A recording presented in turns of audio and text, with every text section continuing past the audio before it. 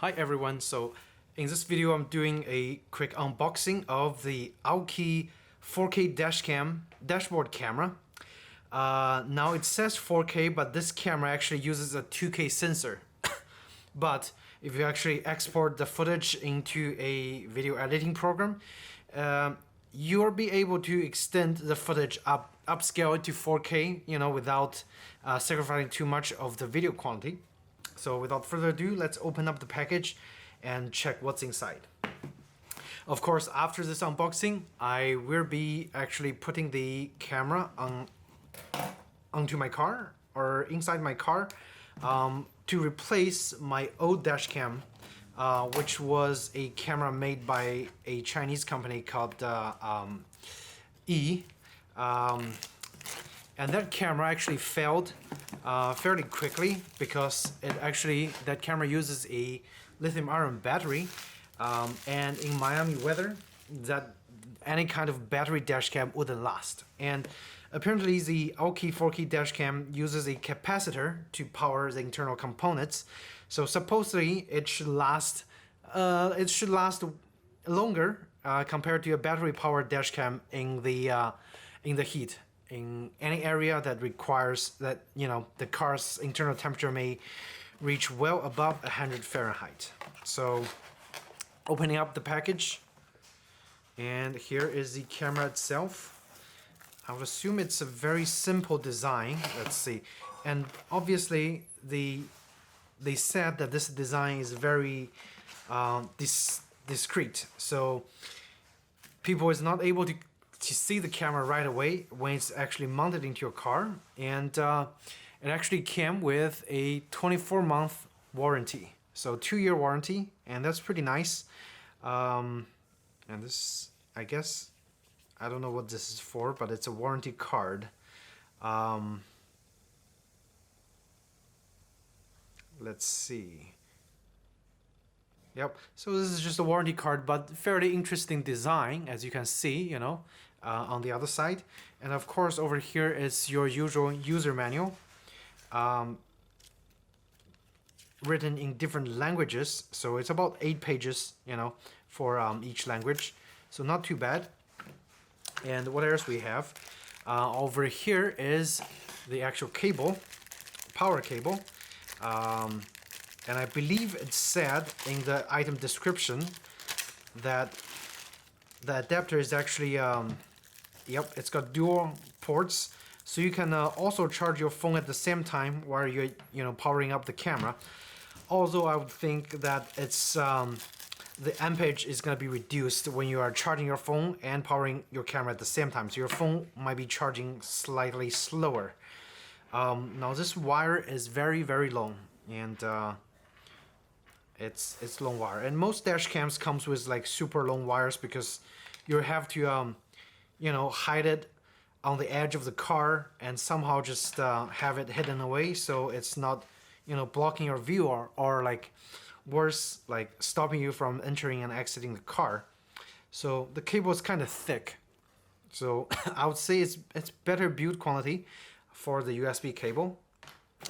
What else we have in the box? Let's see. I'm gonna take everything out. Okay, so that's everything in the box. So this is the camera itself. We'll take a look in a little bit. And of course over here is the door port car charger. And how many amps? It's rated at 3.1 amp. So I would assume 1 amp is used for charging the camera and another 2 amps for charging the phone if necessary. Over here, it looks like some more of the little mounts. I believe those are used to hold the cables. Let's see. The cable stay, yep. So it's got 1, 2, 3, 4, 5. It's got 6 cable stays. So basically you can put those little thing onto the side of your car and then just hold the cable in there, which is pretty nice thought. And I think those things can be locked. So you push it in and then it locks into place. Very nice. To unlock it, of course, you have to push it back out. And let's see. Yep. So it's back out now. And I'm gonna put those clips aside. So it's nicely included extra clips for mounting the dash cam. And the E Dashcam that I bought did not come with any of the extra accessories. Now those are some 3M VHB double-sided stickers.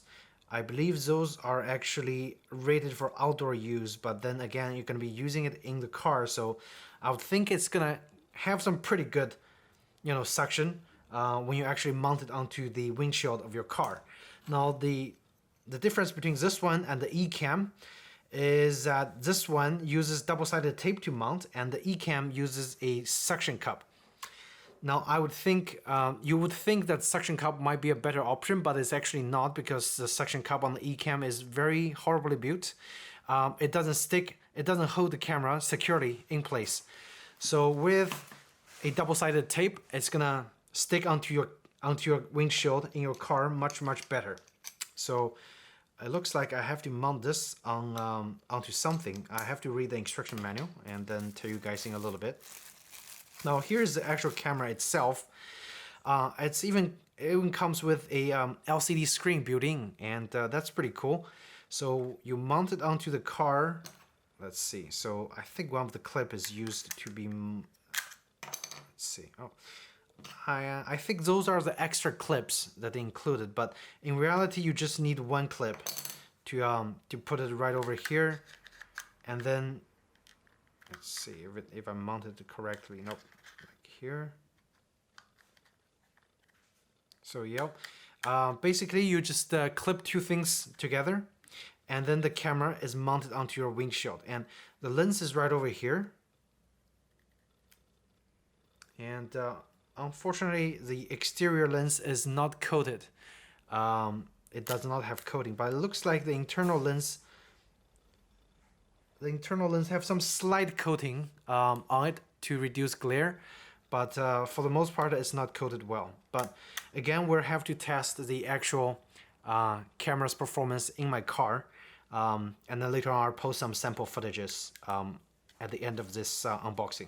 So those extra things are all extra parts for you. Like, you don't actually need those extra parts. The only thing you need to mount onto your car is the camera itself, the clip that already had a tape attached. So basically you attach this to one side of your windshield, and then the other side to the camera. Let's see.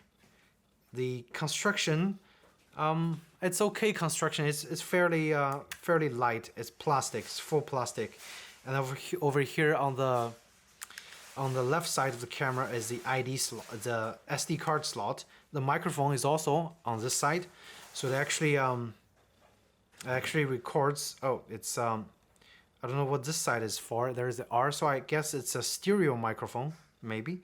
There's a power indicator light over here, and not sure if I can power it up because it's capacitive. It uses the capacitor to power it. So the only way I can test this in the car is actually plug it into a USB cable and then onto a power supply, which I might be able to do. Let me find a adapter. I'll just plug it into the wall, and then we'll take a look and see what the LCD screen or the setup is in the camera.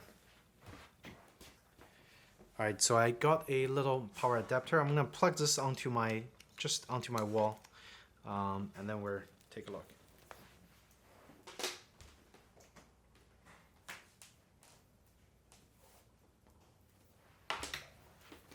So I got the USB cable right over here, and it is one of those older micro USB cable that have a slightly larger socket. I don't know what you call those.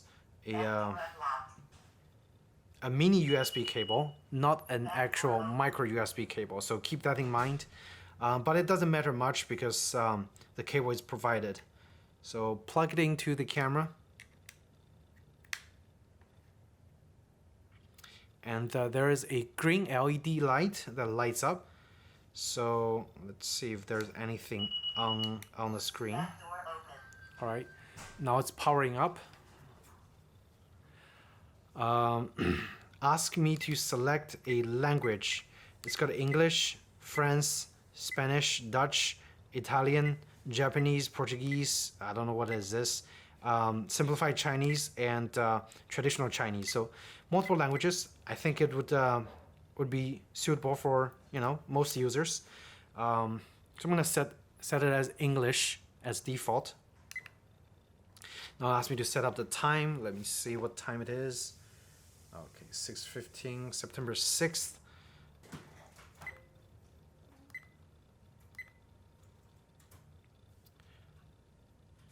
All right, so the camera is already set up. It's defaulting to 1440p at 30 frames per second. And I don't have a card inserted, so it's asking me to insert a card.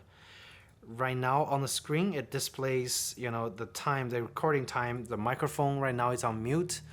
Not sure if I can get closer. Over here, oh, that there's no card. What is this? And that's the second button is for playback, and the third button is for settings.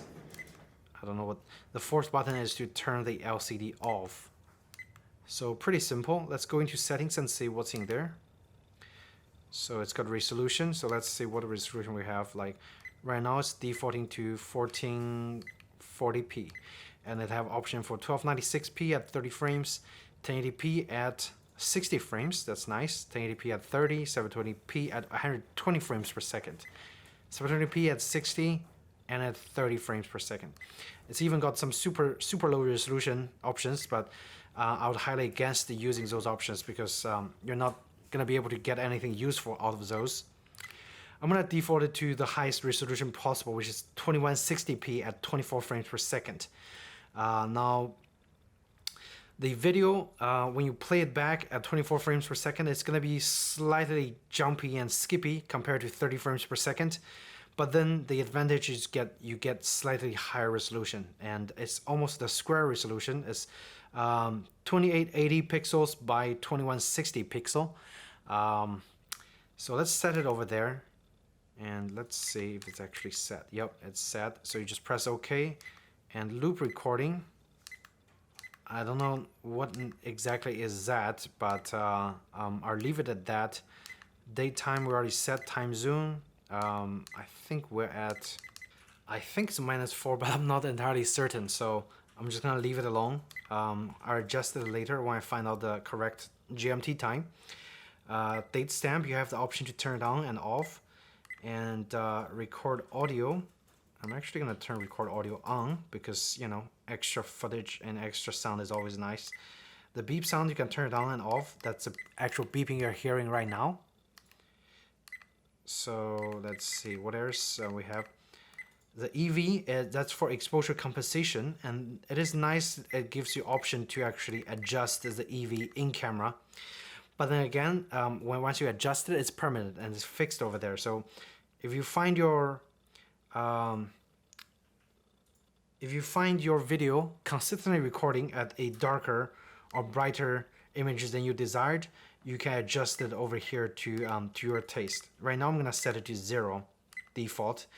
The frequency, it's usually 60 Hertz over here in the United States, but I think that's used to detect some sort of like light or nighttime running, some of the light frequencies, so that the video doesn't come out skipping and flashing and flickering. I'm gonna set it to 60 for now. Speed unit, of course, in the United States, set it to miles per hour. Accelerometer, I think that's for when it actually automatically detects the motion when you actually do a sudden stop or things like that. You have the option of low sensitivity, middle, and high to start emergency recording. And there's even a screensaver. That's interesting. I don't think it's necessary. Motion detection, not sure what that is. Maybe from when there's people inside your car, or maybe the door gets slammed, or people walked in front, and then it would turn on the camera and record automatically. I would assume that's what motion detection do. Detect LED, I don't exactly know what that is. Let's read the manual. Quickly find what those means.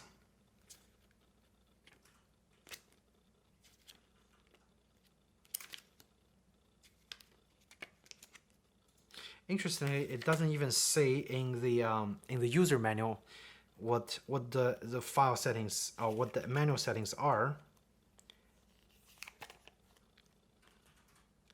It doesn't even explain to you what exactly you know, the setting you're at is doing, which I'm quite disappointed. And I'm pretty sure Aukey probably outsourced this camera from some other manufacturers somewhere in China. So there might be a similar model made by a different manufacturer, but then they all use the same code. I think the code number, it doesn't say over here, but there's a code number. I'll put it on the screen when I actually do some editing. So don't be surprised if this camera shows up as a different brand somewhere else.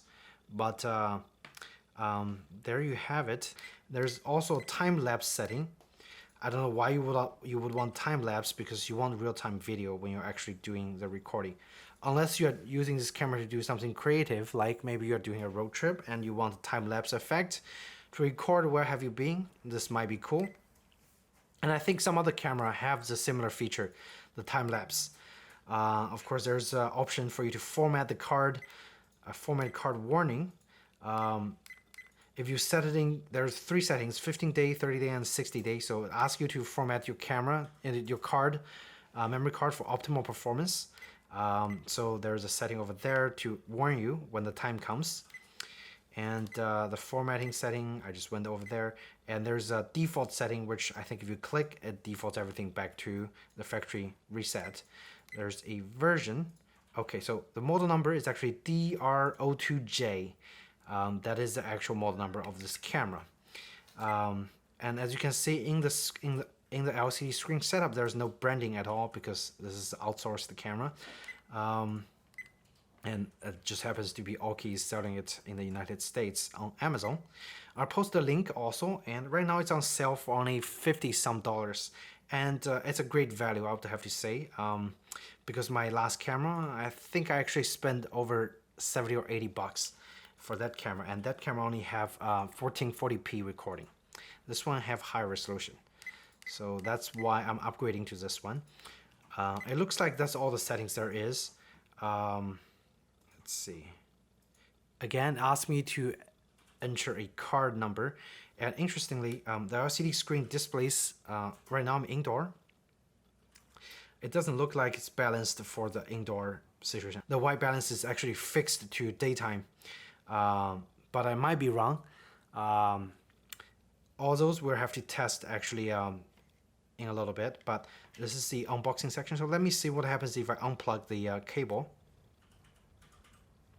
And of course it dies right away. So there's no battery. So if you happen to unplug it during recording or something happened, you wouldn't be able to record anything without the USB power, you know, on the camera at all times.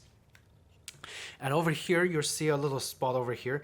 That's to attach, I believe that's to attach the GPS sensor. They also sell a $20 GPS kit.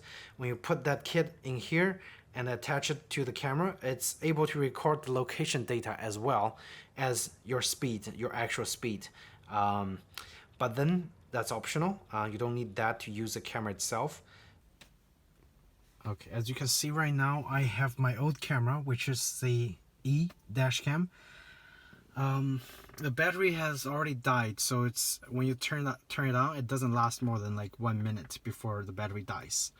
And right now it's pretty much just powered by USB. As you can see, it's pretty cumbersome, and it's a pretty obvious thing that it's not holding well. Even though if I tighten this all the way, it still, you know, slaps around. So I think the Aukey 4K camera would probably do a better job, because I'm gonna be sticking it right over there, and it's very I can hide it in a very good spot, so nothing is gonna be able to, like, I can probably like even right over here, and then, you know, nobody's gonna be able to see there's a camera mounted on my car, which is gonna be a huge advantage when it comes to security. And right now the wire goes through on the edge of my car somewhere there. You can see some wires sticking out. I'm gonna remove all those camera wires and I'm gonna put the new camera over there. And you know what, I think what I'm gonna do is I'm gonna actually just use this as my rear view camera. So I'm gonna put this on back of my car on the rear view windshield. Now I have a dual camera setup.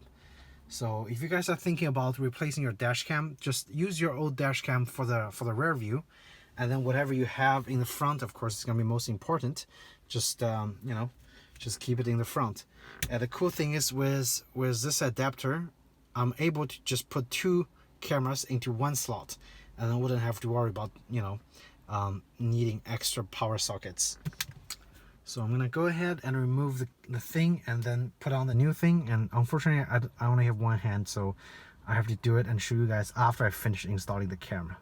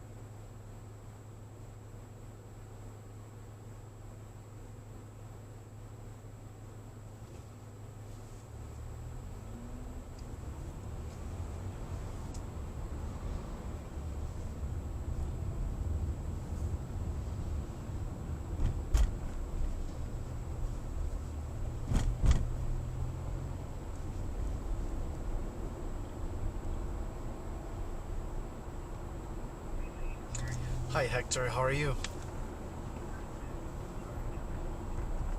It's alright. Yeah, I'm just... Uh-huh. Wow. Uh-huh, I see, I see. Uh-huh.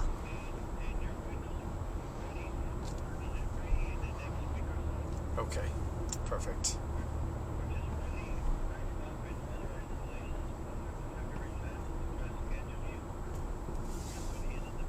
Okay, that sounds good. Perfect. Thank you so much, Hector. All right. Thanks. Take care.